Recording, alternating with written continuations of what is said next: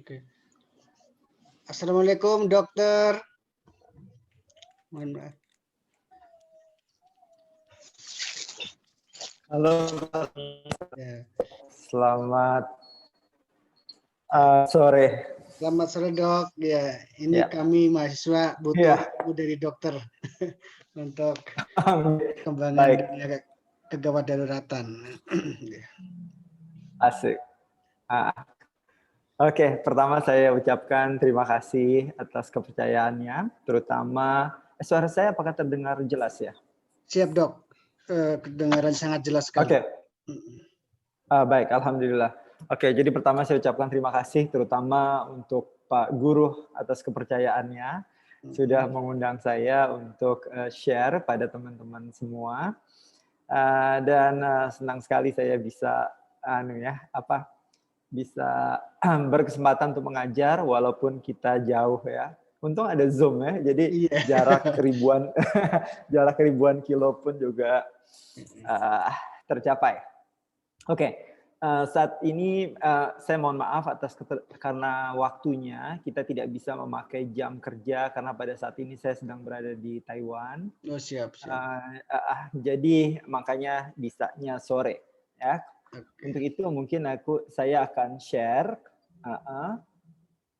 slide saya ya. Jadi intinya di sini saya mau share terkait dengan masalah dengan basic science yang ada terkait dengan masalah basic life support ya. Oke. Jadi kita pada saat ini membahas dulu tentang update 2015 dulu ya, tentang basic life support, dan nanti beberapa waktu yang akan datang mungkin akan kita lanjutkan dengan yang guidelines tahun 2020. Karena memang guidelines tahun 2020 ini baru saja diupdate oleh American Heart Association. Ya, jadi baru 2 minggu terakhir, dan kemudian sampai saat ini pun untuk terkait dengan kursus BLS dan ACLS-nya memang belum tersedia, tapi update-nya sudah ada. Dan nanti saya akan mengundang teman-teman semua di sini untuk ikut seminar, webinar ya, free, dan bisa ikut semua dan kemudian bisa mendapatkan sertifikat terkait masalah update tersebut ya. Tapi kita sekarang fokus dulu kepada basic science-nya. Oke, jadi saya Dr. Ali Haidar, saya adalah dosen di Fakultas Kedokteran Brawijaya dan juga dokter spesialis emergency medicine di Rumah Sakit Umum Daerah Dr. Saiful Anwar Malang. Dan saya adalah international instructor untuk BLS, ACLS dari American Heart Association, dan kemarin alhamdulillah beberapa bulan yang lalu Pak Guru juga ikut di kelas saya ya untuk BLS dan ACLS. Dan saya adalah professional associate dari American Heart Association dan American Stroke Association, dan terakhir adalah International Advisory Board for Global Resuscitation Alliance Consensus. Dan memang saya beberapa tahun terakhir sangat tertarik dengan masalah resusitasi. Jadi sekarang kalau kita ngomong tentang masalah BLS, sebetulnya apa sih yang kita inginkan? Sebetulnya apa sih tujuan kita ya melakukan tindakan BLS ini? Intinya adalah bahwa diharapkan bisa melakukan CPR yang berkualitas tinggi atau resusitasi jantung paru yang berkualitas tinggi. Dan kalau kita ini yang nanti akan diajarkan lebih lanjut oleh Pak Guru kursus BLS. Jadi saya akan fokus kepada sainsnya dan Pak Guru nanti akan fokus pada bagaimana cara melakukan BLS-nya. Pada intinya adalah yang akan kita lakukan, ya jelas nomor satu, kita harus yakin bahwa lingkungannya aman terlebih dahulu, baru kita melakukan suatu tindakan. Yang kedua yang kita lakukan adalah kita mengecek respon dari pasien tersebut ya. Dan kemudian bila mana dia tidak berespons, kita bisa mengaktifasi dari ambulans ya atau EMS, Emergency Medical Service, dengan menelpon ambulans 119 dan dengan meminta orang untuk melakukannya pastinya ya. Dan kemudian hal penting lainnya adalah membawa AED. Lalu kemudian kalau sudah kita pastikan bahwa tidak ada nafas dan tidak ada nadi, dua ini merupakan tanda dari maaf ada suara. Oke. Jadi bila mana tidak ada nafas dan kemudian tidak ada nadi, ini adalah merupakan tanda dari cardiac arrest dan kemudian kita sesegera mungkin untuk melakukan CPR ya. Dan kemudian CPR ini terus dilakukan 30:2 dan kemudian dengan AED. Tolong perhatikan di sini bahwa yang namanya BLS atau Basic Life Support itu bukan hanya kita melakukan CPR ya, tetapi juga melakukan tindakan defibrilasi. Mohon maaf, apakah kelihatan panah saya di sini? Kalau tidak ada, saya mohon maaf. Tapi di situ ada tulisan AED ya. Di situ ada tulisan AED. Jadi poin pentingnya adalah dalam suatu basic life support adalah kita melakukan CPR dan kemudian kita melakukan tindakan kejut jantung dengan AED. Dan kemudian kalau kita perhatikan di sini ya, kemudian kita akan melakukan dengan tindakan-tindakan ACLS yang pada saat ini tidak saya bahas. Oke, berlanjut lagi ya. Jadi memang itu adalah suatu critical concept dari suatu high quality CPR. Sebelum kita melangkah lebih jauh, mungkin saya mau nanya dari teman-teman semua. Kapan kita mengatakan bahwa kita melakukan high quality CPR atau RJP berkualitas tinggi? Siapapun, silahkan.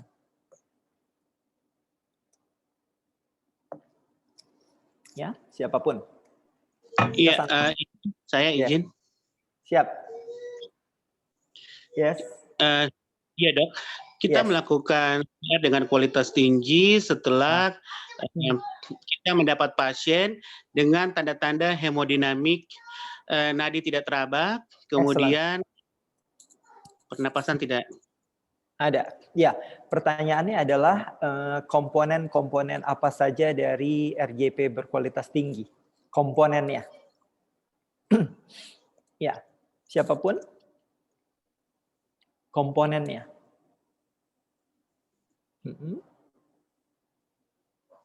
Komponennya. Kapan kita mengatakan bahwa kita melakukan RJP berkualitas tinggi atau kita sebut dengan high quality CPR? Bagaimana cara? Iya, salah satunya kedalaman tekanan itu kurang lebih dari 6 cm. Excellent. Kemudian tatanan untuk meletakkan pasien itu di tatanan yang keras. Yes. Yes. Yes. Yes. Ada lagi? Oke, good.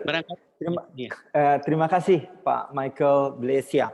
Jadi intinya adalah critical concept yang ada di sini bahwa yes, benar ya apa yang dikatakan bahwa komponen-komponennya salah duanya itu yang jelas adalah kita harus segera mungkin untuk melakukan CPR. Jadi kita tidak boleh menunggu.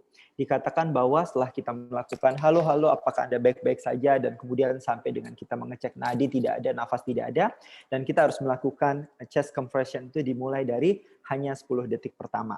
Dan ya, kemudian kita melakukan push hard dan push fast, artinya tadi seperti Pak Michael bilang bahwa ya kita melakukan chest compression dengan push hard ya, dengan kedalaman setidaknya 5 cm, tapi tidak lebih dari 6 cm, betul sekali. Dan kemudian rate-nya atau lajunya, kita melakukan kompresi adalah sekitar 100 sampai 120 kali per menit ya. Dan kemudian perlu diperhatikan bahwa setelah kita melakukan chest compression atau kompresi dada, kemudian dada harus kembali ke tempatnya semula sebelum kita melakukan penekanan lagi.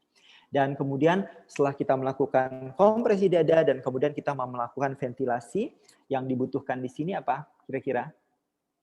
Iya, waktunya ya, terkait dengan waktunya kita harus melakukan kurang dari 10 detik ya. Dan kemudian pada saat kita melakukan ventilasi, ini kita tidak boleh terlampau sampai dada mengembang ya, tetapi dikatakan AHA mengatakan bahwa hanya sampai dada terlihat terangkat. Jadi bila mana kita sudah memberikan ventilasi dan dada sudah terlihat terangkat walaupun sedikit, itu sudah lebih dari cukup. Dan kemudian dan artinya kita harus menghindari avoid excessive ventilation atau menghindari ventilasi yang berlebihan. Mungkin sedikit saya cerita tentang kenapa sih kita tidak boleh membuat dada terlampau mengembang. Jadi kita memberikan ventilasi ya. Terus kemudian kita tidak boleh membuat dada terlampau mengembang. Kenapa demikian? Karena kalau kita berlebihan dalam memberikan ventilasi atau kita sebut dengan excessive ventilation, itu akan membuat tekanan intertorakal meningkat berlebihan. Kalau tekanan intertorakal meningkat berlebihan, maka apa yang terjadi? Tekanan di dalam rongga mediastinum itu juga akan meningkat. Padahal kita tahu di dalam mediastinum ada vena cava, jantung, dan lain-lain. Poin pentingnya adalah pada saat vena cava. Pada vena cava, kalau vena cavanya tergencet, maka aliran darah balik vena yang akan masuk kembali ke jantung itu akan tergencet, dia akan menyebabkan aliran baliknya akan berkurang. Kalau itu berkurang, maka stroke volume, cardiac output, dan pada akhirnya nanti perfusi ke jaringan, terutama adalah otak ya akan berkurang. Ya. Jadi diingat-ingat bahwa yang namanya high quality CPR adalah hal-hal tersebut. Oke, good. Kita lanjut lagi ke berikutnya adalah terkait dengan masalah guidelines tersebut ya. Jadi pada guidelines, pada BLS, poin-poin penting yang ditekankan di sini adalah bahwa secara rasional ya, bahwa kita harus segera tidak boleh menunggu untuk melakukan bagaimana mengenali ini adalah suatu henti jantung. Dan kemudian kita tidak boleh menunggu sampai menunggu aktivasi dari IMS karena ini akan memperpanjang waktunya, dan kemudian kita tahu bahwa semakin panjang waktu yang dibutuhkan kita tidak melakukan tindakan apapun pada pasien, ini akan menyebabkan perfusi otak juga akan akan berkurang secara lama, dan kemudian penelitian mengatakan outcome-nya akan buruk. Dan kemudian ya emang emphasize atau menekankan pada kompresi dada, nanti akan saya jelaskan kemudian, dan kemudian kita menekankan pada segera mungkin kita melakukan shock ya, kemudian menekankan pada kompresi dada, lajunya atau rate-nya, kedalamannya, chest recoil ya, interupsi minimal seperti tadi sudah saya jelaskan sedikit, dan kemudian masalah ventilasi. Kita ngomong dulu sekarang terkait dengan masalah chain of survival ya. Oke, kalau kita lihat di sini ya, ada dua chain of survival yang sedikit berbeda antara di luar rumah sakit dengan di dalam rumah sakit. Oke, mungkin sedikit saya perbesar di sini. Ya, kalau Anda lihat di sini apa perbedaannya? Ya, perbedaannya apa sih? Ya, sorry. Ya, kalau di luar rumah sakit, kalau Anda lihat di sini yang OHCA ya, yang jelas adalah yang menemukan mestinya adalah orang awam. Ya, orang awam. Terus kemudian yang melakukan CPR pertama siapa? Karena yang melakukan orang awam, maka orang awam juga.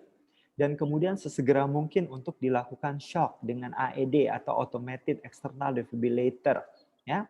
Terus kemudian memanggil ambulans. Begitu ambulans datang atau IMS datang, IMS singkatan dari Emergency Medical Service ya, atau kalau bahasa Indonesia mungkin pelayanan ambulans lah ya. Terus kemudian dilakukan tindakan lebih advance, dalam hal ini adalah ACLS, sampai nanti dibawa ke rumah sakit yang kita tidak bahas di situ. Kalau begitu, kalau kita melihat skema yang bawah dulu ya, OHCA. OHCA singkatan dari Out of Hospital Cardiac Arrest atau henti jantung di luar rumah sakit. Kira-kira di sini komponen pentingnya di mana? A, tenaga kesehatan, B, masyarakat awam. Kalau di luar rumah sakit, masyarakat awam. Yes, excellent Pak Michael ya. Jadi memang benar. Jadi di sini kita bisa tekankan bahwa ternyata yang namanya BLS ini bukan hanya miliknya tenaga kesehatan, kita sebagai dokter, perawat, bidan ya, tetapi juga masyarakat awam. Maka dari itu ini menjadi suatu tanggung jawab kita bersama bahwa yang namanya BLS ini tidak hanya diajarkan oleh tenaga kesehatan, tetapi juga harus harus juga kita ajarkan kepada masyarakat awam ya. Dan sekarang kita lihat yang atas IHCA. Kalau tadi out of hospital, kalau IH di sini adalah in hospital. IHCA adalah singkatannya in hospital cardiac arrest. Kalau kita lihat di sini namanya juga in hospital. Kalau lihat di sini kira-kira mana yang paling berperan? Jelas tenaga kesehatan ya. Jadi kalau kita lihat di sini, yang pertama adalah di sini gambar apa? gambar ini ya, apa namanya, loop ya, kaca pembesar. Di sini artinya adalah kita dari awal sudah harus mencari tahu atau mengetahui bahwa seseorang ini akan mengalami deteriorisasi atau penurunan dari keadaannya. Mungkin dengan pakai EWS ya, Early Warning Score ya. Dan kemudian sesegera mungkin nomor telepon di sini artinya adalah mengaktifkan tim. Mungkin tim tim Code Blue ya, kalau dia ada benar sekali. Atau mungkin juga dia tim Rapid Response Team, atau kita sebut dengan RRT ya, Rapid Response Team. Dan kemudian bila mana itu adalah cardiac arrest, gambar tangan di sini adalah gambar sudah dilakukan defibrilasi oleh tim, adalah tim kode biru, dan kemudian dilanjutkan dengan tindakan lain di cath lab ICU. Jadi kalau kita melihat ini adalah suatu komponen yang penting yang tidak terlepas ya. Kalau kita lihat sini secara utuh, secara keseluruhan, tidak mungkin kita bisa lakukan yang di belakang. Tidak akan kita bisa melakukan cath lab dan lain-lain ya, kalau yang awalnya tidak dilaksanakan dengan baik. Maka itulah kenapa BLS adalah suatu hal yang penting. Kita lanjut berikutnya, di sini adalah ya. Jadi memang ada perbedaan ya, sedikit perbedaan antara guidelines 2010 dan 2015, dan nanti 2014 akan saya jelaskan lagi tentang guidelines 2020. Tapi pada intinya di sini adalah bahwa kita di sini adalah harus mempercepat, mulai dari kita melihat seorang itu mengalami cardiac arrest sampai tangan kita memulai untuk melakukan CPR, semuanya dari berapa detik, jadi harus kurang dari 10 detik. Mulai kita melihat orang itu kemungkinan sampai tangan kita memulai dari kompresi dada hanya kurang dari 10 detik. Maka dari itu, semuanya bisa dilakukan secara simultan. Misal, begitu kita lakukan, halo, apakah Anda baik-baik saja? Kalau ada orang di sekitar kita, apa yang kita lakukan? Kita minta orang itu untuk segera melakukan, mengaktifasi ambulans 119 ya, dan kemudian untuk membawa AED di luar rumah sakit. Di dalam rumah sakit, apa yang dilakukan? Aktifkan kode biru dan membawa AED. Dan sembari itu kita cek nadi dan kemudian kita melihat apakah ada nafas atau tidak. Kalau dulu kita pakai metode look, listen, and feel ya, melihat, mendengar, meraba 3M. Tapi itu sudah kita tinggalkan sejak tahun 2005 ya. Sekarang sejak tahun 2005 dan ke atas kita hanya look atau melihat apakah ada pergerakan dinding dada. Kalau misalnya tidak ada pergerakan dinding dada atau dia terlihat seperti bernafas, mulutnya mangap-mangap ya. Tetapi kita tidak lihat pergerakan dinding dada. Apakah kita nilai dia bernafas? Tidak ya. Kita tidak menyebut dia bernafas karena syarat bernafas harus ada pergerakan dinding dada. Dan semuanya harus dilakukan secara simultan selama 10 detik. Jadi intinya adalah bahwa pada guidelines 2005 ini ya, dan ke atas sampai tahun 2020, semuanya harus dilakukan dengan simultan. Termasuk juga mengecek breathing dan mengecek pulse-nya ya, selama 10 detik ya. Dan segera mungkin kita melakukan CPR. Dan kalau kita melihat di sini ya, bahwa dari high quality CPR tadi, kalau Anda perhatikan, kok beberapa poin di situ tuh fokus kepada kompresi dada. Ya, karena memang ya American Heart Association mengatakan bahwa satu soul ya, jiwa dari suatu ACLS itu adalah sebenarnya BLS, Basic Life Support. Dan kemudian sebetulnya soul atau jiwa dari Basic Life Support itu adalah sebetulnya adalah high quality CPR. Dan AHA juga lagi-lagi mengatakan bahwa soul atau jiwa dari suatu high quality CPR adalah high quality chest compression ya. Maka dari itu tolong perhatikan bahwa chest compression ini harus bagus Anda lakukan. Oke, mungkin Bapak Ibu sekalian banyak yang memang sudah bekerja di rumah sakit. Tetapi kalau kita perhatikan adalah apakah kita melakukan CPR dan CPR kita bagus? ternyata most of the time kita tidak melakukan high quality CPR, kita tidak melakukan high quality chest compression, kita tidak melakukan kompresi dada yang bagus. Yang sering kita lihat adalah mereka terlampau cepat untuk melakukan CPR-nya. Jadi seperti ini. Padahal yang dibutuhkan adalah hanya 100 sampai 120 kali per menit. Bisa kita bayangkan bagaimana cara menghitungnya adalah kita bayangkan pada saat kita menyanyikan lagu Ampar-Ampar Pisang. Anda masih ingat lagu dari Kalimantan, Ampar-Ampar Pisang? Iya. Ya, oke. Pada lagu Ampar-Ampar Pisang, sebetulnya itu rate-nya adalah 110 kali per menit. Jadi kalau kita lihat Ampar-Ampar Pisang, pisangku belum masak, itu adalah 110 kali per menit. Jadi tidak terlampau cepat. Ya. Dan kemudian perlu diingat juga bahwa selain chest compression yang bagus, juga harus ada ventilasi yang berhasil, akan kita diskusikan lebih lanjut ya. Tetapi pada intinya adalah bahwa chest compression bagus, ventilation harus bagus, dan kemudian nanti kita jelaskan lagi kalau pasien dipasang ETT atau endotracheal tube. Berikutnya lagi, ini menjadi suatu pertanyaan ya. Mungkin sebelumnya saya ingin bertanya, misal Anda berada di rumah sakit dan kemudian pasien Anda yang Anda pasang monitor ya, kemudian mengalami cardiac arrest, dan kebetulan monitor yang Anda pasang adalah monitor yang terhubung dengan mesin defibrilator ya, atau mesin AED ya, salah satu. Terlihat gambaran ECG di sana, dan kemudian dia mengalami cardiac arrest. Pilihannya menurut Anda, apakah Anda melakukan CPR terlebih dahulu atau melakukan shock terlebih dahulu? Siapapun boleh menjawab. CPR, Dok. Oke, ada lagi yang lain? Oke, kalau gitu Pak Michael, kenapa melakukan CPR terlebih dahulu? Kenapa tidak di shock terlebih dahulu? Misal iramanya adalah VF atau irama yang shockable lah. Kalau shockable itu langsung di shock. Oke. Jadi good ya. Jadi benar sekali seperti Pak Michael bilang ya. Memang kalau kita tidak siap dengan iramanya, ya iramanya belum jelas apa. Yang kedua, kita tidak siap dengan belum di charge dan lain-lain ya. Terus kemudian mungkin AED belum terpasang ya. Yang harus dilakukan pertama itu adalah chest compression. Jawaban yang sangat benar ya. Jawaban yang sangat benar. Intinya adalah kita tidak boleh membuang waktu, dalam 10 detik pertama harus segera dilakukan shock.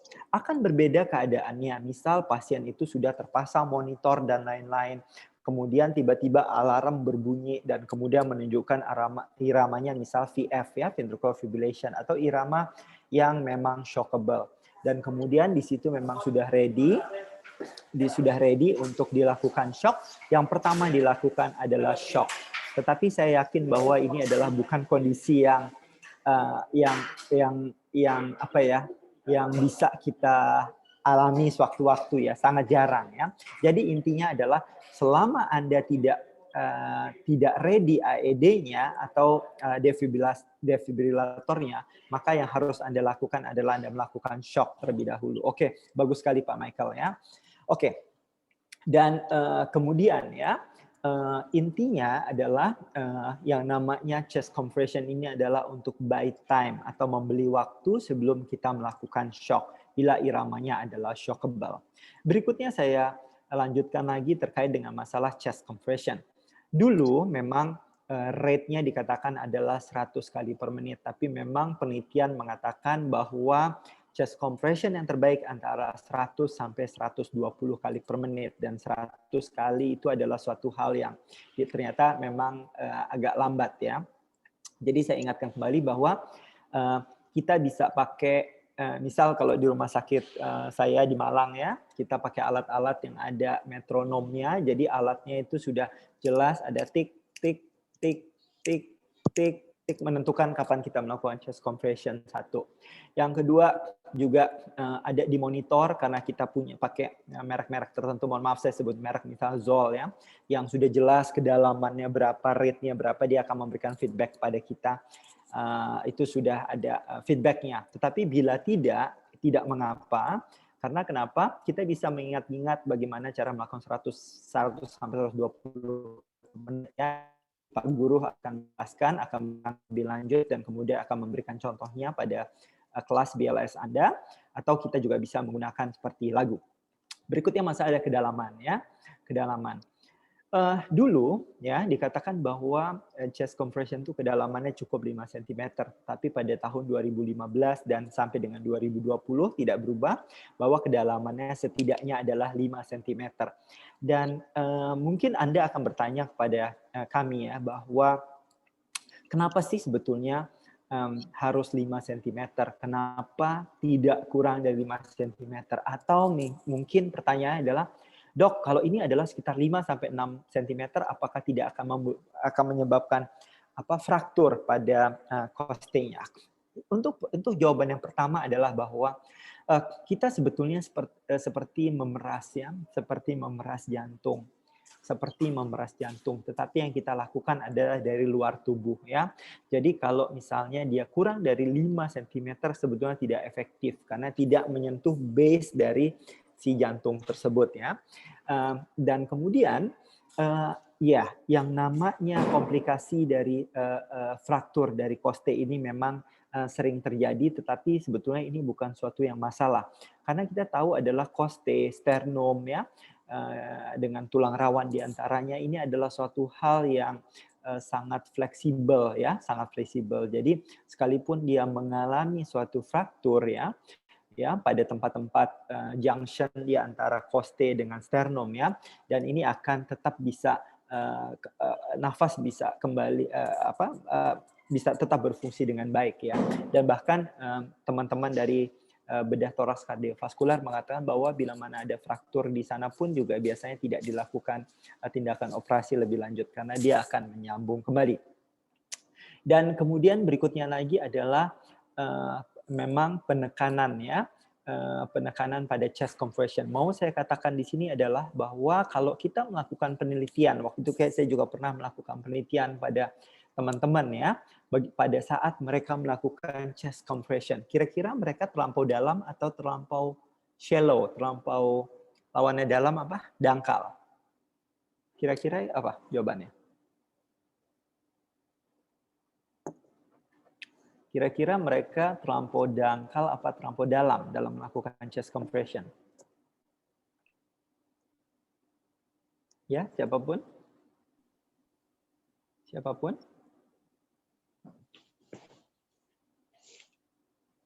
Maaf Dok, pertanyaannya bisa diulang Dok? Oke, mohon maaf. Tadi mungkin kurang jelas, ya. Kira-kira kalau kita melakukan suatu penelitian dalam hal terkait dengan melakukan kompresi dada, kira-kira ya mereka melakukannya terlampau dangkal atau terlampau dalam?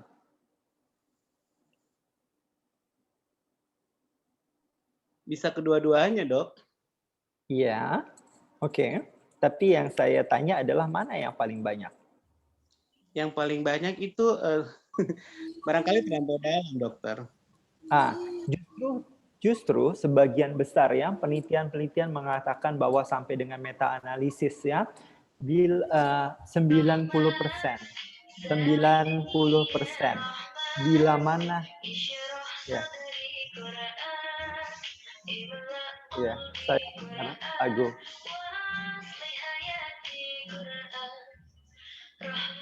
Mungkin bisa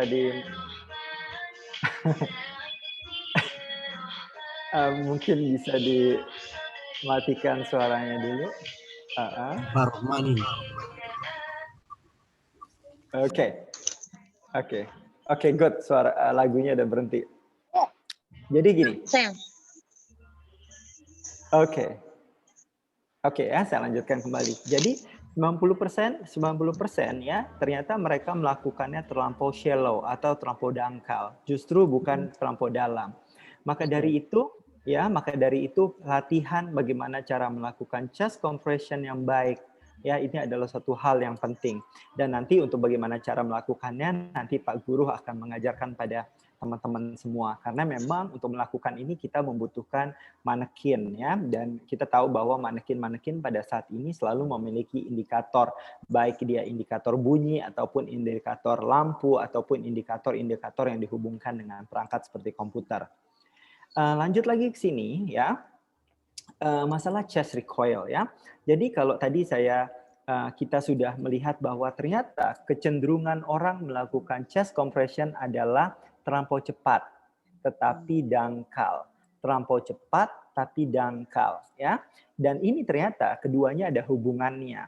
Kalau kita terlampau cepat, maka kita sebetulnya tidak bisa melakukan complete chest recoil. Artinya adalah dada kita tekan 5-6 cm dan kembali dada harus kembali ke tempat normalnya semula, baru kita tekan lagi. Ya, itu kita sebut dengan chest recoil. Ya. Yes, benar. Ya, complete chest recoil. Ya. Tetapi dengan kita membuat dia tidak begitu cepat, antara 100 sampai 120 kali per menit, ya. Kemudian kita bisa mempertahankan kedalaman 5 sampai 6 cm. Dan ternyata pada akhirnya kita bisa mempertahankan chest recoil-nya. Ya. Dan kalau kita bicara terkait dengan chest recoil, seperti apa sih sebetulnya bahwa katanya kita melakukan kompresi dada dan dada kembali ke tempatnya semula, dan kemudian kapan kita mengatakan itu complete chest recoil, ya.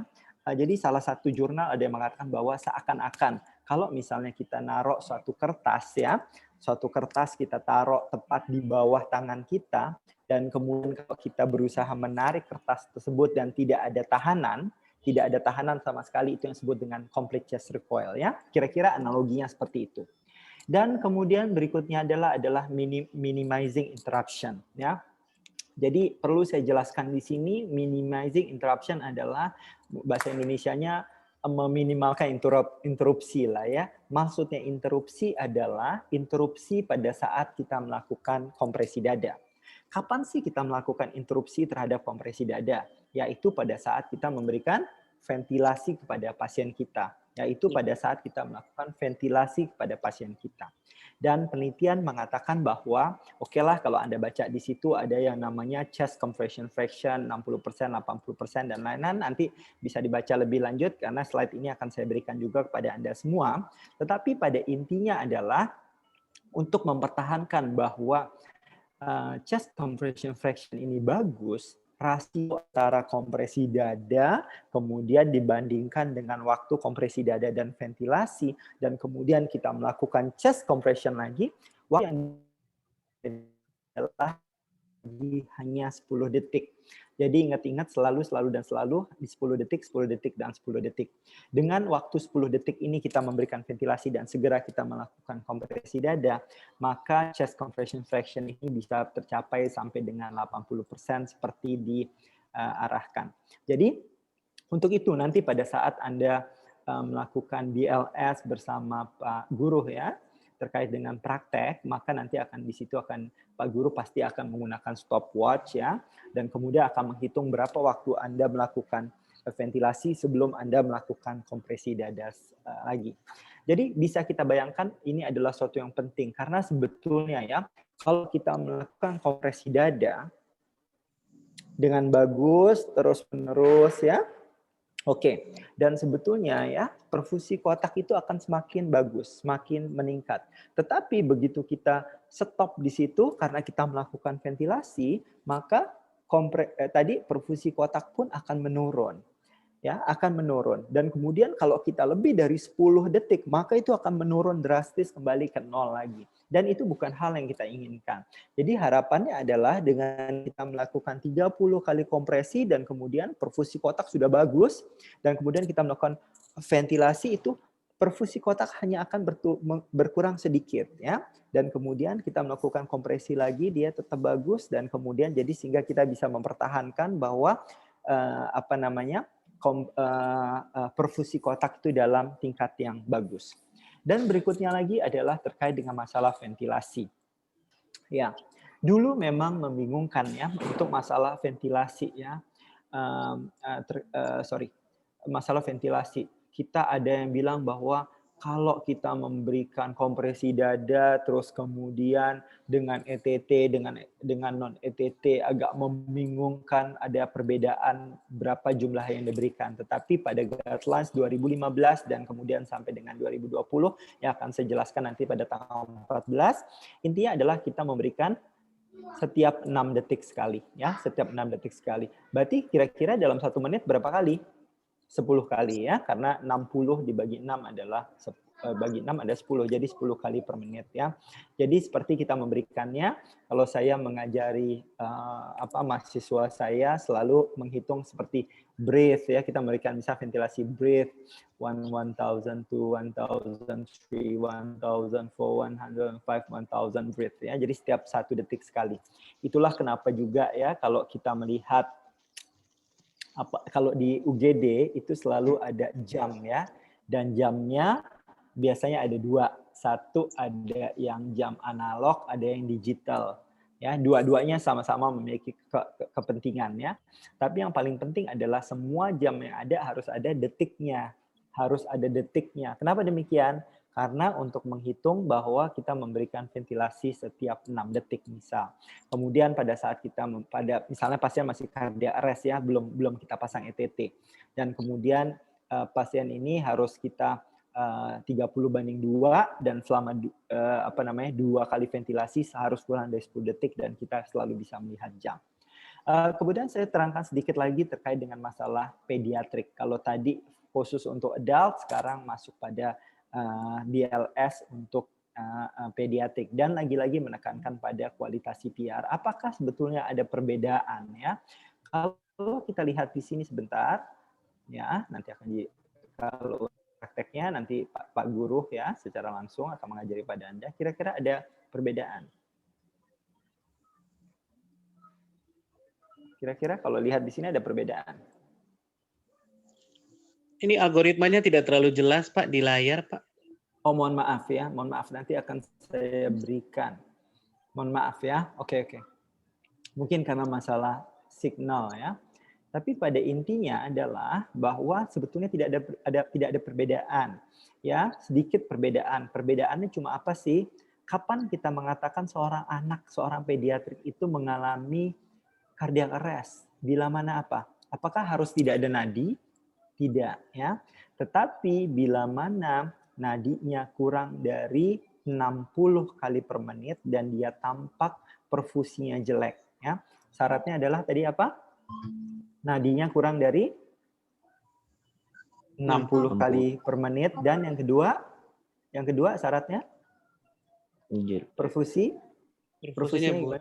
perfusinya buruk ya. Ingat 2 itu. Nadi kurang dari 60, kemudian perfusinya buruk ya, ini kita anggap adalah sama seperti tidak ada nadi. Kalau tidak ada nadi, apa yang kita lakukan? CPR. Yes, CPR ya. Ini perbedaan antara dewasa dengan pediatrik ya. Dan kemudian untuk lain-lainnya, termasuk masalah AED dan lain-lain sama. Terus kemudian mohon maaf sekali lagi kalau kurang jelas ya. Terus yang kedua yang mau saya tekankan di sini, misal tadi ada orang dewasa, kemudian kita ngomong dewasa dulu, ada orang dewasa, dia mengalami cardiac arrest, misalnya di bangsal ya, kebetulan di bangsal tersebut Anda sedang jaga sendirian, tidak ada teman Anda, ya mungkin lagi kemana, dan kemudian pasien tersebut mengalami cardiac arrest. Tiba-tiba mengalami cardiac arrest. Terus kemudian pertanyaan adalah, Anda mencari telepon atau earphone atau mengambil handphone dan kemudian mengambil AED terlebih dahulu, menghubungi seseorang lah untuk mengambil AED, atau Anda langsung melakukan CPR pada pasien tersebut? Ada yang bisa menjawab? Mungkin selain Pak Michael. Terima kasih sebelumnya Pak Michael sudah sangat aktif. Ada yang lainnya dong? Ya. Dewasa. Orang dewasa. mengalami sudden cardiac arrest di bangsal, misal Anda sendirian, tidak ada seseorang yang bisa Anda aktifasi untuk menelpon dan kemudian mengambil AED. Apa yang Anda lakukan? Anda menelpon, mencari telepon, memanggil, atau kemudian yang Anda lakukan adalah Anda melakukan CPR terlebih dahulu, misal ya selama 5 siklus, yaitu sekitar 2 menit ya. Kemudian baru Anda mengambil telepon dan mengaktifkan code blue misal, ya, dan mungkin kalau di situ ada AED Anda segera ambil sendiri, atau Anda tinggal dulu pasiennya, kemudian Anda mengaktifasi code blue dulu dan membawa AED. Mana duluan? Siapapun. Ayo. Izin dok, kalau sesuai algoritma yang Yes. Kita simultan itu harus call help. Yes. Oke. Ya. Jadi ini ada perbedaan antara dewasa dengan pediatrik ya. Intinya adalah kaitannya dengan apa? Kalau pada orang dewasa, penyebab tersering dari suatu sudden cardiac arrest, ya, saya ngomong sudden cardiac arrest, penyebabnya adalah karena masalah sirkulasinya. Sedangkan kalau pada pediatrik, penyebab utamanya adalah karena masalah respirasi. Apa yang menjadi perbedaan di antara keduanya? Perbedaannya adalah kalau yang untuk dewasa, karena penyebabnya adalah masalah kardiak, tiba-tiba mungkin dia mengalami serangan jantung, ya, tapi tidak ada masalah dengan masalah respirasinya.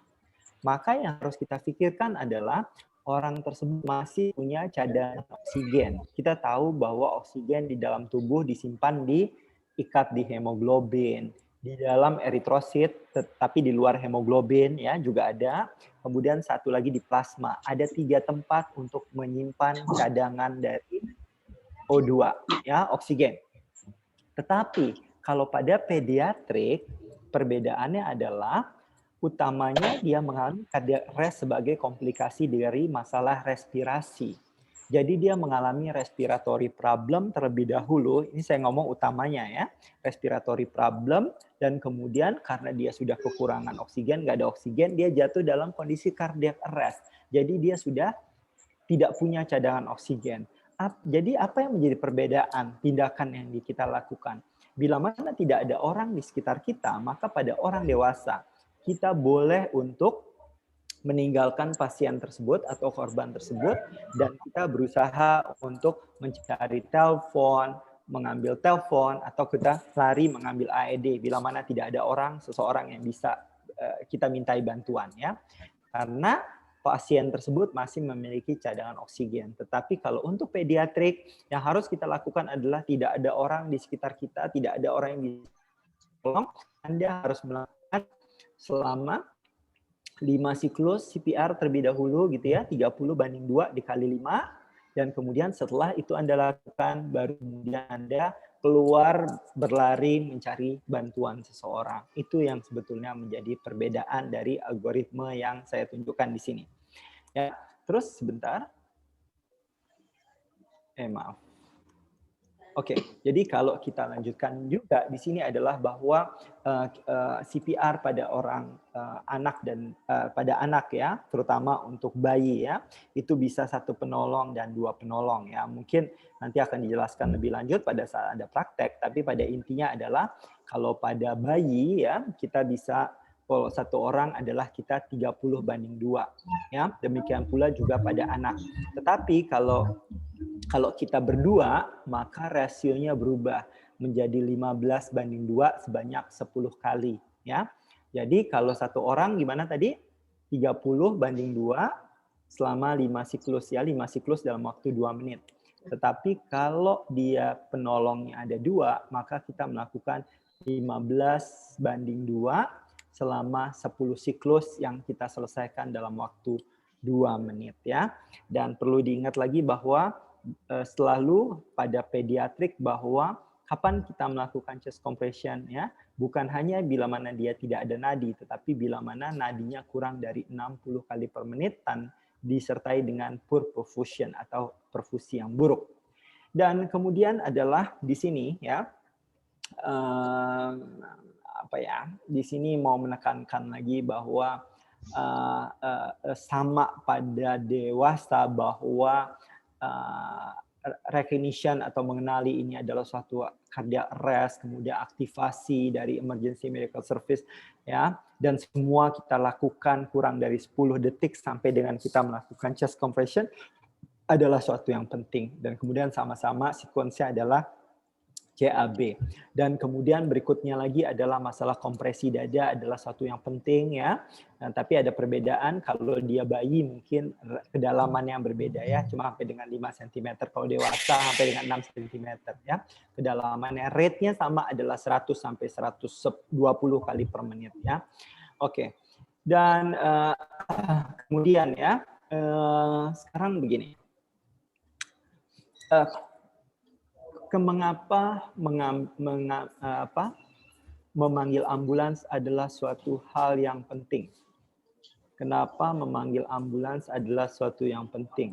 Kenapa Anda tidak segera hanya misal ya ada teman atau siapapun kita ketemu di jalan, kemudian cardiac arrest dan kemudian segera kita kembali membawa dengan kendaraan sendiri segera ke rumah sakit?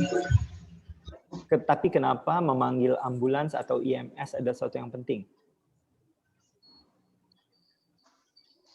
Siapapun. Karena pertolongan pertama itu dengan menggunakan alat yang lengkap itu lebih penting dan lebih benar, Pak.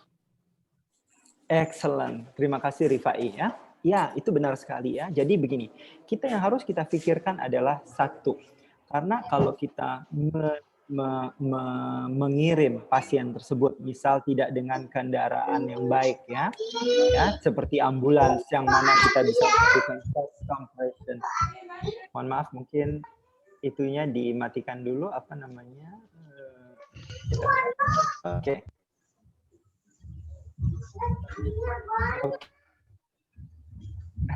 Ada suara-suara. Mungkin bisa dimatikan dulu suaranya, di-mute dulu. Oke, terima kasih banyak. Jadi ini perlu kita perhatikan bahwa lagi-lagi adalah masalah high quality CPR ya. Jadi bagaimana mungkin kita bisa melakukan high quality CPR bila mana tempat kita melakukannya tidak memungkinkan. Misal ya kita membawa orang tersebut naik beca, saya nggak tahu apakah di Jayapura ada beca atau tidak ya. Tapi kalau kita memaksakan diri untuk membawa dia dengan beca, apa yang mungkin terjadi? Yang jelas adalah kita tidak akan mungkin melakukan high quality CPR ya. Jadi pada kasus-kasus seperti ini misalnya adalah ambulansnya membutuhkan waktu lebih lama untuk datang, tapi itu jauh lebih baik daripada memaksakan diri untuk membawa korban tersebut dengan kendaraan-kendaraan yang tidak mungkin kita melakukan high quality CPR. Satu itu. Yang kedua perlu kita pahami bahwa di dalam ambulans tenaganya terlatih ya, terus kemudian ada alat-alat lain ya, seperti di dalamnya ada AED, di mana AED ini adalah hal yang penting untuk mengembalikan ritme dari misal ventricular fibrillation atau pulseless ventricular tachycardia, yaitu irama-irama yang sifatnya shockable ya. Dan kemudian mungkin ya pada era modern seperti ini dan seperti di Malang kita sudah mulai menguji cobakan juga ya. Kita punya alat namanya Autopulse ya. Di mana alat ini adalah alat mechanical chest compressor ya. Secara otomatis jadi sangat membantu kita dalam melakukan chest compression dan dikatakan bahwa cardiac output yang dikeluarkan juga sangat baik. Dan pada saat ini kita sudah mulai berusaha membawa alat Autopulse ini atau mechanical CPR sampai dengan ke ambulans ya. Hal-hal seperti itu. Dan yang jelas yang namanya AED dan kemudian defibrillator adalah alat yang wajib sebetulnya berada di ambulans. Dan ini harus dilakukan terus-menerus dan kemudian juga dengan adanya emergency response system di dalam ambulans kita juga sudah sangat tahu ya, sangat yakin bahwa di dalamnya ada alat-alat lain untuk mengetahui apakah breathing yang kita feedback untuk masalah breathingnya ya dengan saturasi oksigen dan bahkan di beberapa tempat sampai bisa mengukur end-tidal CO2 ya. Dan kalau pasien mengalami sudah ada nadinya ya, kita sebut dengan ROS, return of spontaneous circulation, itu sudah terjadi, dan kita bisa mengetahui mengevaluasi hal-hal lain seperti tensi dan lain-lain yang tidak bisa dilakukan di kendaraan yang lain selain IMS. Berikutnya lagi adalah terkait terkait dengan menekankan pada sequence dari CAB. CAB singkatan dari apa? C bukan circulation ya, tapi C untuk chest compression. Chest compression, A untuk breathing, dan B untuk sequence. Jadi bisa Anda bayangkan ya, pada saat Anda mengetahui bahwa pasien itu mengalami cardiac arrest, maka yang pertama kali kita lakukan adalah kita segera mungkin melakukan chest compression. Dan kemudian otomatis pada saat kita selesai 30 kali melakukan chest compression dan kita mau melakukan ventilasi, otomatis di sini adalah kita membuka jalan nafasnya ya, karena kita harus melakukan head tail chin lift ya sebetulnya, dan kita memberikan breathing. Mungkin memberikan breathingnya bisa dengan pocket mask atau bisa memberikan back valve mask. Apakah pernafasan dari mulut ke mulut masih direkomendasikan? Tidak. Pernafasan dari mulut ke mulut tidak direkomendasikan, apalagi itu di rumah sakit ya. Tidak direkomendasikan. Jadi harus kita lakukan adalah bukan ventilasi mouth to mouth, tetapi dengan pocket mask atau kita menggunakan back valve mask. Terus pertanyaannya, kapan kita melakukan ventilasi dengan mouth to mouth? Mouth to mouth hanya dilakukan pada keluarga dan yang kita yakin dengan riwayat kesehatannya. Ya, kalau misalnya orang tersebut walaupun keluarga, tetapi mohon maaf mungkin dia terkena TBC ya, itu tidak direkomendasikan. Jadi kita bisa melakukan chest compression on di CPR. Oke, kalau kita perhatikan lagi kembali ke slide yang Anda lihat di sini bahwa ya untuk yang kembali ke masalah pediatrik ya, bahwa saya tekankan bahwa untuk satu penolong adalah 30:2 dilakukan sebanyak 5 siklus ya selama 2 menit. Dan kemudian melakukan pengulangan ya setelah kita mengecek nadi.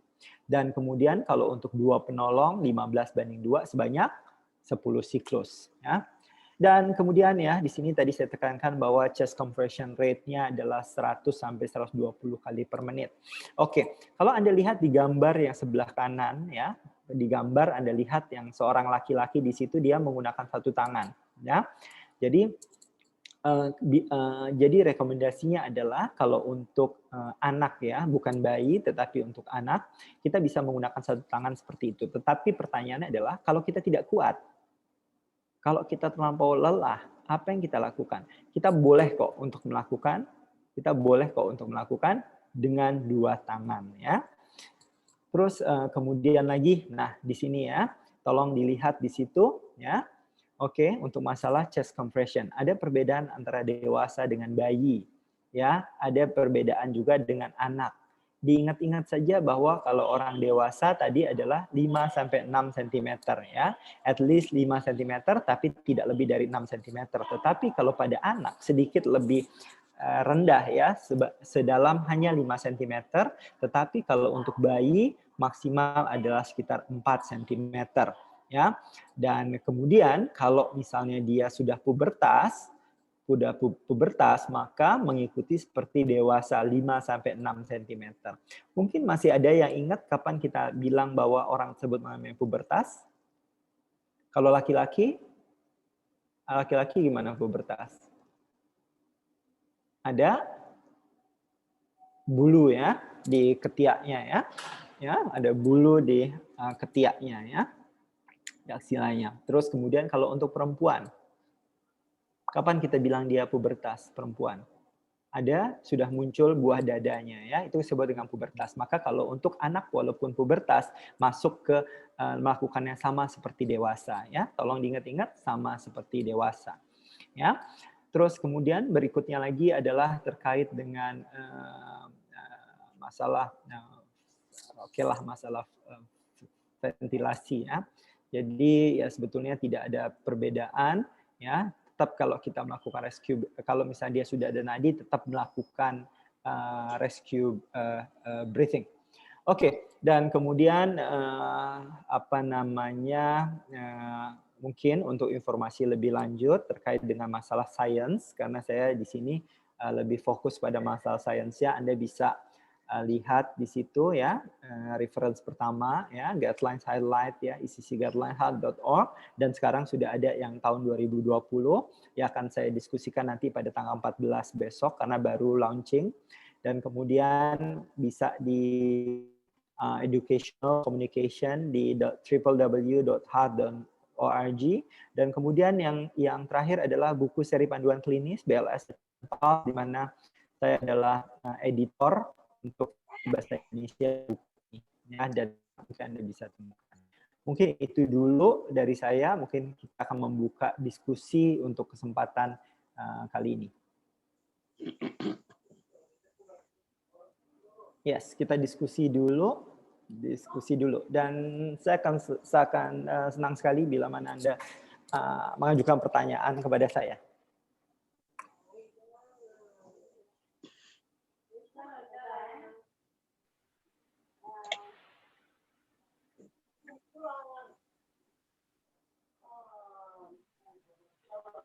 Saya Dok, izin. Iya, siapa ini? Oh, Pak Michael. Silakan Pak Michael. Dok, saya tertarik dengan ini, ada perubahan terkait dengan look, listen, feel ini diganti dengan kita hanya sekedar melihat. Lihat ada saja, tidak benar. Iya. Nah, untuk mengganti kita lebih akurasi, tingkat akurasinya terkait dengan feel, tetapi juga apa namanya listen, ya, itu gimana? Iya. Jadi begini ya, jadi kita mengatakan bahwa sebetulnya kita sangat sulit ya untuk merasakan bahwa ada hembusan di pipi kita ya, karena sensitivitas setiap orang berbeda ya, dan kemudian kan ada look, listen, apalagi misalnya listen adalah mendengar ya, kita sangat sulit apalagi dengan situasi di tempat terbuka untuk mendengarkan orang ini benar bernafas atau tidak ya. Jadi maka dari itu kemudian sejak penelitian sejak tahun 2000 sampai 2005 mengatakan bahwa mana sih sebetulnya yang paling sensitif di antaranya. Ternyata yang paling sensitif di situ adalah look, atau apakah ada pergerakan dinding dada atau tidak. Yang kemudian yang kedua, yang penting, faktor yang paling penting di sini adalah masalah kecepatan ya, masalah kecepatan. Dengan kita hanya melihat mengekspos dadanya, dan kemudian kita melihat pergerakan dinding dada, mengekspos melihat ya secara jelas ke dinding dadanya, dan kemudian kita melihat ternyata dia sangat efektif. Jadi sehingga hanya dengan kita melakukan look saja itu bisa menggantikan listen and feel. Ya, kedua ya, kita bisa sangat mempercepat waktunya. Jadi saya agak lupa namanya jurnalnya, tetapi mengatakan bahwa di situ memang sangat efektif dan efisien dalam hal hanya melihat look saja dibandingkan dengan look, listen, and feel. Jadi kalau kita bandingkan antara look, listen, and feel memakan waktu yang lebih panjang dibanding kita melakukan look. Tapi keakuratannya itu adalah jauh lebih akurat dengan look. Ya.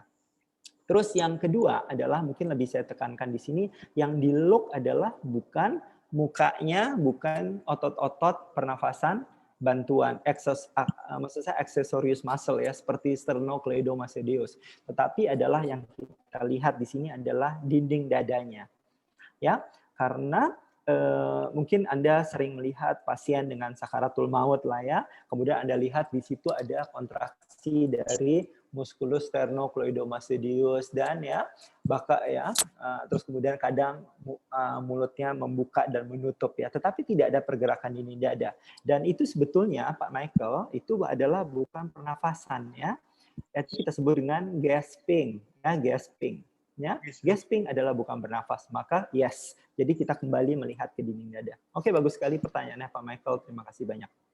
Yang lainnya dong. Saya jadi kayak kuliah private dengan Pak Michael ya, Pak Michael. Soalnya yang lain nggak nanya. Ayo, mungkin monggo loh, silahkan loh. Saya sangat terbuka terhadap pertanyaan. Kalaupun saya tidak bisa menjawab, nanti saya akan cari jawabannya dulu ya. Nanti akan saya sampaikan kemudian. Ibu Sherly mau bertanya itu, Ibu Sherly. Oh, Sherly. Iya, Bu Sherly. Halo. Iya, gimana Bu Sherly?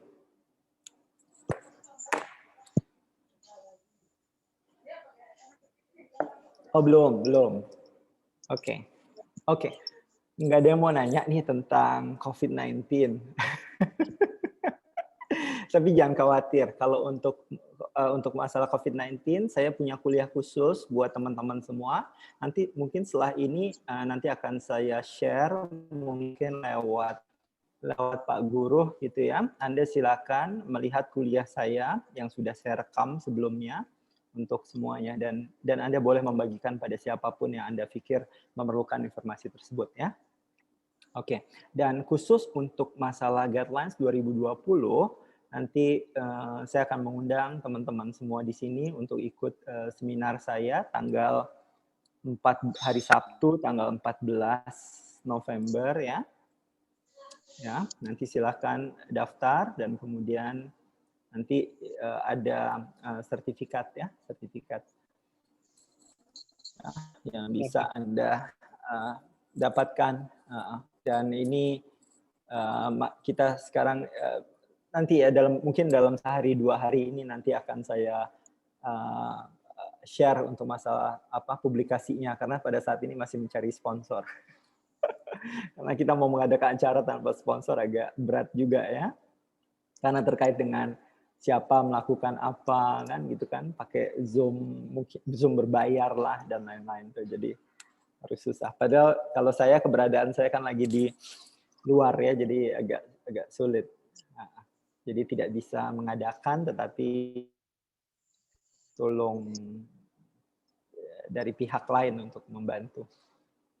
Oke, ada pertanyaan. Nanti kuliah saya kedua mungkin hari Senin, Selasa, atau Rebo ya, minggu depan ya. Nanti oke lah. Jadi kita jangan khawatir, kita pelan-pelan ya. Kita bicara dulu dengan BLS ya. Oke, terus kemudian nanti besok kita lanjutkan lagi bagaimana BLS untuk COVID-19 ya. Kuliahnya sudah saya rekam, jadi Anda bisa menikmati kapanpun. Terus kemudian berikutnya lagi nanti kita ngomong pada guidelines 2020. Ada kesempatan lain nanti kita ngomong beranjak lagi mungkin pada ACLS ya, dan lain-lainnya. Step by step. Kalau diberikan semuanya nanti kita diskusinya nggak bisa panjang. Ya. Yes, ada lagi pertanyaan. Pertanyaan.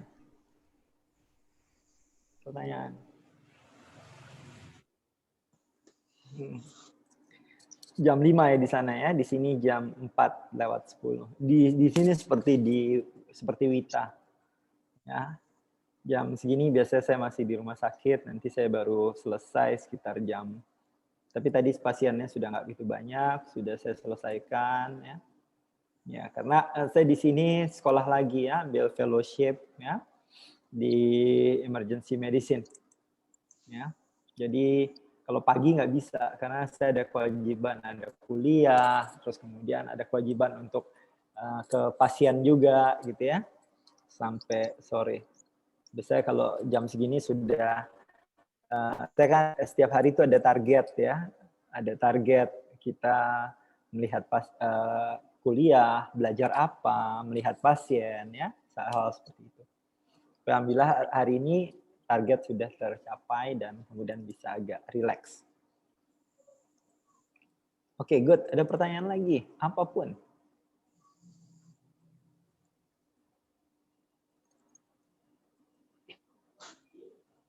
Mungkin Pak Rohmani. Ada Pak Rohmani. Ada Pak Rohmani. Kalau enggak boleh share-share juga loh ya. Maksudnya cerita pengalaman pun juga nggak apa-apa kali Pak.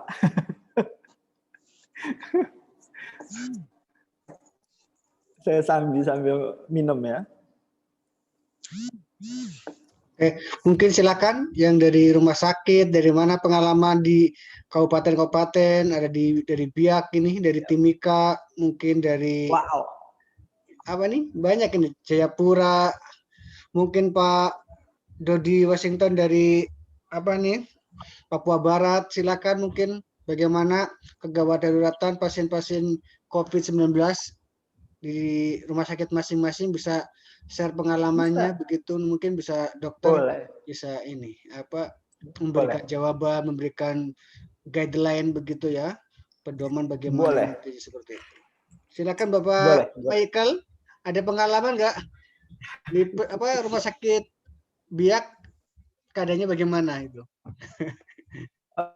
Ya, THT di situ, Dokter Purnama di Rumah Sakit Biak, RSUD. Ya, betul dokter. Beliau dokter spesialis THT di rumah sakit. Iya, benar. Terus kemudian saya juga pernah ke Timika, ke Rumah Sakit Mitra Masyarakat sama RSUD iya, Timika, betul. kemudian mengadakan ya, dengar ya Pak Romani ya. Siap. Pernah ke Ya. sana, saya udah 2 kali bolak-balik ya. Satu ke Rumah Sakit Mitra Masyarakat, yang kedua ke RSUD Timika. Timika ya, itu dekat kampus Ya. keperawatan kami di situ. Bu Benar, Megawati dan ada selalu pengen kembali pertanyaan? lagi. Gak ada ya. Yes. Oke. Pertanyaan mungkin apapun. Saya sangat terbuka terhadap pertanyaan dan jangan khawatir ya, tidak ada pertanyaan yang jelek. Yang ada adalah jawaban yang kurang mungkin ya. Jangan khawatir. Jayapura. Kalau Pak Romani di mana, Pak?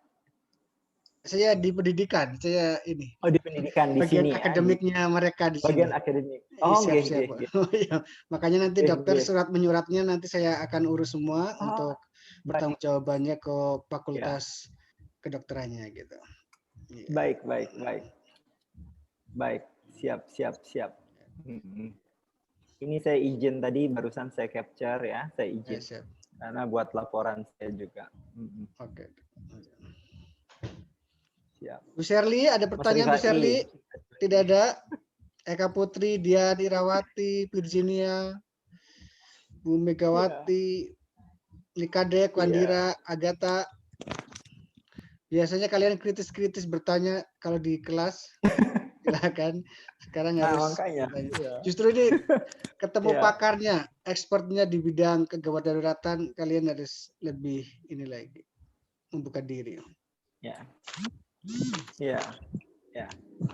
Oke, jadi memang tadi memang sudah disiapin bahwa kuliah memang 1 jam 30 agar kita punya banyak waktu sebetulnya buat tanggung jawab ya Pak Rohmani ya. Iya betul. Setengah jam untuk sesi tanya jawab dengan bagus harapan. Benar ya. Jadi sebetulnya silahkan loh ya. Maksudnya kalau ada pertanyaan apapun saya akan sangat happy. Izin Pak. Menjawab pertanyaan. Yes, Pak Rifai. Pak, saya ingin tanya soal pemeriksaan kadar mulai dari A, B, C, D, E hingga H, Pak. Kenapa? H. FGH. Baik. Sampai di G, Pak. Maksudnya kenapa yang selalu kami dapatkan merasa bahwasanya A, B, C, D, E itu lebih prioritas dan lebih utama dan lebih penting dibandingkan dengan setelah E, Pak. Mungkin kayak F, G, H, Pak. Paham. Oke.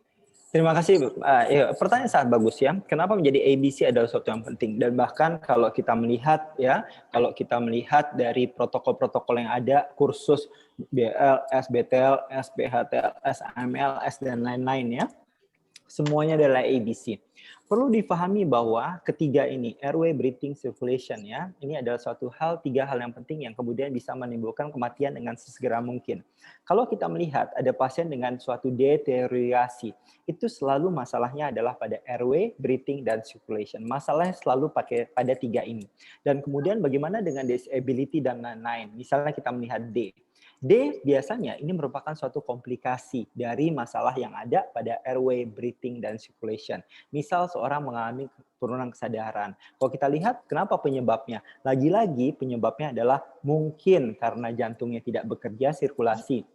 Mungkin dia mengalami acute lung edema, mengalami ALO ya, sehingga oksigenasi perfusinya tidak bagus, sehingga ke otak juga tidak bagus, dia penurunan kesadaran. Mungkin jalan nafasnya tertutup. Selalu masalah tiga ini. Jadi kalau kita sedikit ngomong, salah satu contoh yang paling gampang adalah BTLS. Basic Trauma Life Support ya, BTLS. Kalau Anda lihat ya, pada penanganan awal, di situ kita lihat bahwa yang dicari adalah masalahnya pada airway, breathing, atau circulation-nya. Ya, selalu dilihat penanganannya airway, lihat masalahnya airway bronchial circulation dulu. Dan bila mana misal ya pada pasien tersebut ada suatu akralnya, kita periksa dingin, pucat basah, ya, kemudian kita periksa CRT-nya, ternyata lebih dari 2 detik. Ya. Kemudian kita lihat lagi, ternyata ada perdarahan yang sifatnya masif misal. Kita harus berpikir bahwa, oh ternyata masalah sirkulasi adalah karena masa perdarahan, harus kita hentikan seperti dulu. Baru kemudian kita menuju ke hal yang lain-lain. Kalau kita tidak fokus pada ABC-nya dan kemudian kita memakan waktu untuk D, E, F, G, H, I, Z, bahkan mungkin sampai Z di kemudian hari, waktunya akan terbuang karena waktunya akan terbuang dan kemudian apa yang akan terjadi? Mungkin pasien tidak tertangani masalah ABC-nya dan kemudian pasien akan mati terlebih dahulu. Maka kalau kita lihat, misalnya lagi-lagi saya ambil contoh yang paling gampang ada BTLS, ya. Setelah kita melakukan assessment awal, dan kemudian kita melakukan misal kalau dia ada RES, kita lakukan CPR. Kalau dia misalnya ada bleeding, major bleeding lah. Kemudian kita lakukan, misalnya kita lakukan bebat tekan, ya. Kemudian sampai perdarahannya berhenti, ya. Dan itu terus dilakukan. Baru kita melakukan pemeriksaan hal-hal yang lain. Misalnya, ya, kita lihat from head to toe examination, ya, untuk melihat penyebab masalah ABC-nya di mana.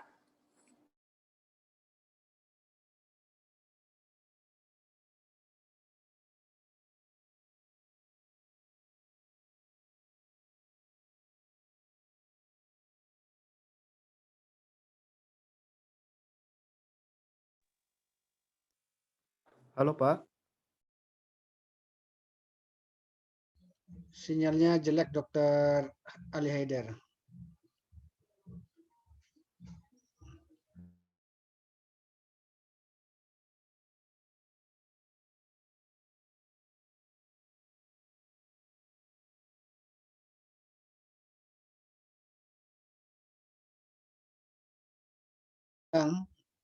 Sini. Wah, keluar dari sinyal di apa itu? Thailand apa di Taiwan lagi jelek apa? Iya, di Taiwan jelek. Kapan-kapan kita PKL di sana kok, Pak. Mau PKL di sini ya? Amin. Sudah? Saya sudah kembali? Sudah terdengar? Saya juga di Taiwan. Sudah terdengar? Sudah terdengar? Sudah, Dok. Sudah jelas. Sudah terdengar? Sudah, Dok. Sudah, Dok. Sudah, Pak. Oke. Ya. Ya. Saya tadi cuma ikut amin aja ya. Amin kalau bisa PKL di sini ya. Oke ya. Jadi kalau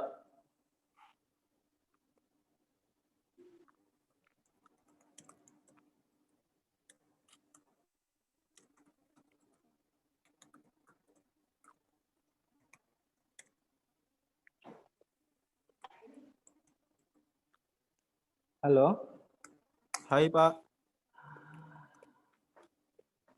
Iya. At least suara saya terdengar ya. Kalau gitu coba saya stop videonya dulu ya. Iya. Mungkin biar traffic. Halo, Pak. Bisa saya ulangi pertanyaan saya, Pak?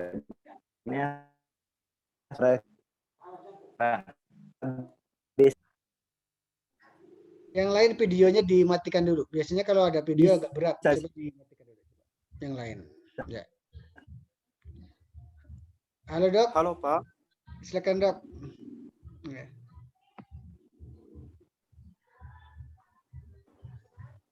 Ya, pada ditanya Rifa tadi, ya, jadi pada intinya adalah bahwa kita dulu itu kedepan salah ILS ya, apakah metode pendekatan di suatu SPHT dan lain-lain semuanya adalah sama. Suara saya oke? Suara Oke, saya Dok. Jelas. Ya, jelas, Dok. Oke, baik. Dan ya intinya adalah seperti itu ya. Jadi kita tidak boleh terpaku, lagi-lagi kita tidak boleh terpaku, kita menyelesaikan ya boleh seperti itu. Tetapi adalah masalah ABC pertama harus kita tangani dulu, baru kemudian yang konsep kedua adalah kita mencari penyebabnya. Ya, dan kemudian setelah kita mencari penyebabnya, baru kemudian kita menangani komplikasinya. Selalu seperti itu, ya, selalu seperti itu. Dan Mas Rifai, ini akan berbeda. Kondisinya adalah untuk pasien-pasien yang sudah stabil atau pasien-pasien yang di ruangan. Kalau di ruangan sudah pasti ya, dia stabil, dia bagus, dan kemudian kita bisa melanjutkan semuanya dengan baik. Tetapi pada khusus pasien-pasien emergensi, pada setting emergensi, baik itu di luar rumah sakit atau pre-hospital atau di IGD, konsepnya adalah selalu sama seperti itu. Ya. Oke, good.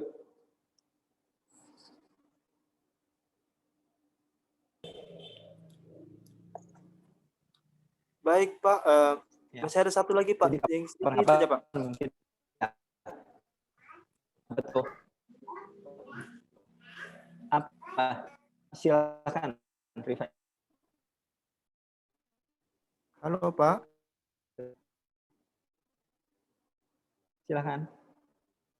Iya, saya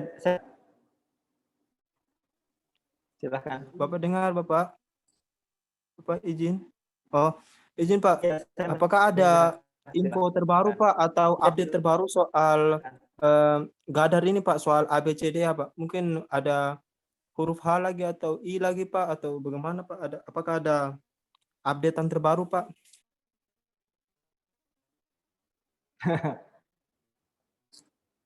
Baik ya. Jadi kita fokus pada masalah BLS. Jadi nanti berikan update-nya pada tanggal 14 ya terkait dengan 2020 ya 2020. Dan kalau untuk hal-hal yang lain-lain itu memang sangat tergantung dari pokoknya di mana, fokusnya kemana. Misal tentang prihol ya, tentang BLS memang dia ini itu diupdate sekali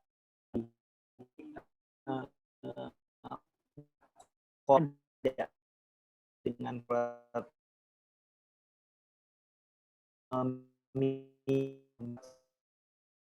satu sekali. Jadi kemudian itu dan nanti akan tidak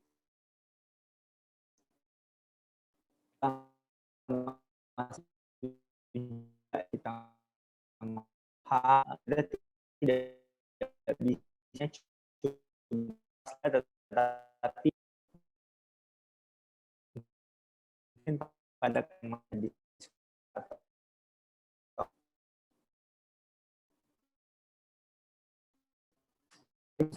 mungkin yang terkait untuk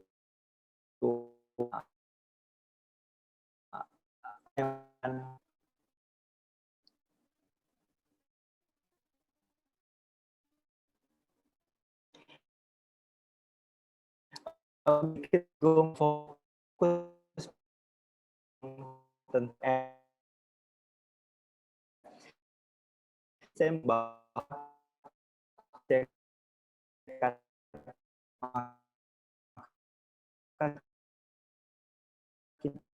tidak baik dalam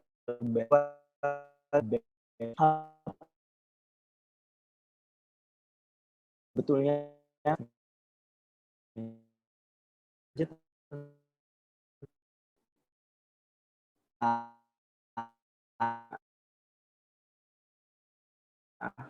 oke, mungkin bisa ulangi ya.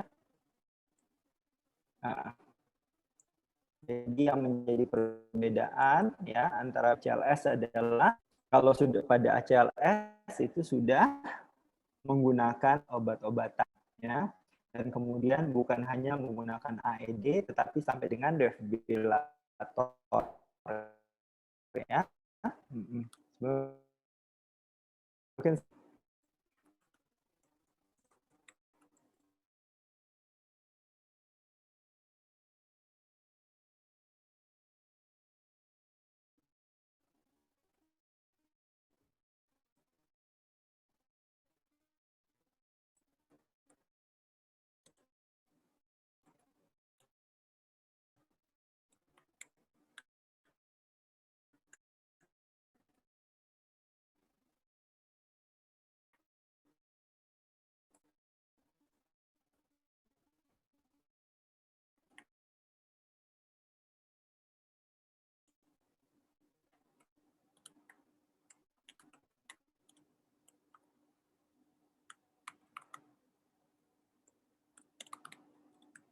Suara saya kedengaran? Suaranya hilang, Dok. Oke, maka dari itu. Ya.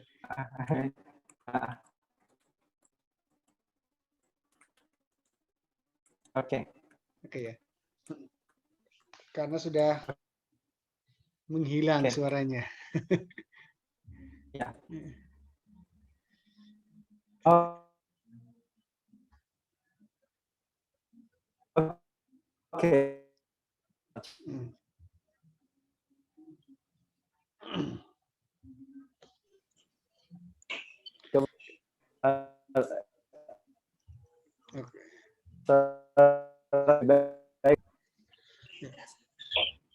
Oke, baik, Dokter Ali Haidar. Ya, halo. Ya. Baik, Dok, terima kasih atas sharing ilmunya pada mahasiswa profesi nurse.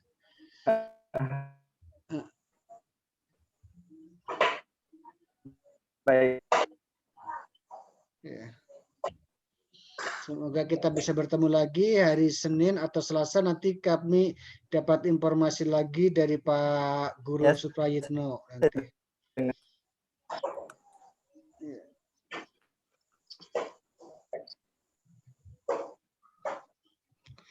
Oke, baik. Terima kasih, Dok, atas waktunya, atas kesempatannya untuk bisa berbagi di kami di Indonesia paling timur, paling jauh, ya. Masih bisa menyempatkan waktu buat kami-kami yang ada di timur Indonesia ini.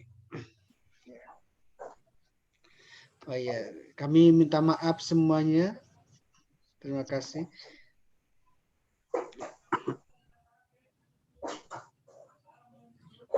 Kalian fotonya, Bapak Ibu, coba fotonya dibuka dulu. Saya mau ambil print screen-nya untuk laporan nanti dosen tamu maupun ini ya, fotonya buka dulu.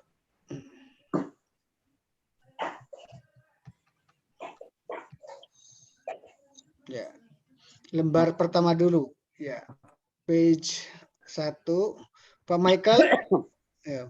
Ya. Ya, buka dulu videonya, jangan batuknya dulu yang dimunculkan. Nanti dikira corona lagi, batuk corona gitu ya. Oke. Ya, baik. Ya, begitu. Biar kelihatan ganteng begitu ya. Oke, sebentar ya.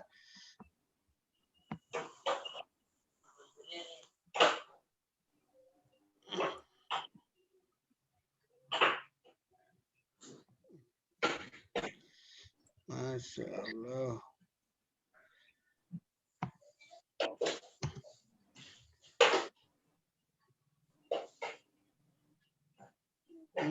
Oke.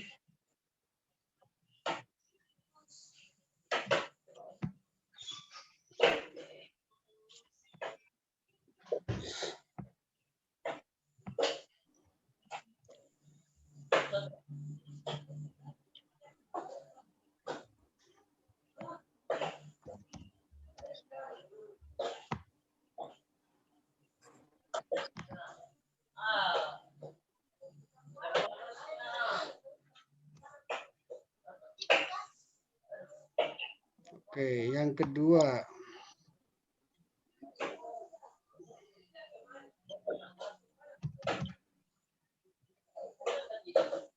Oke.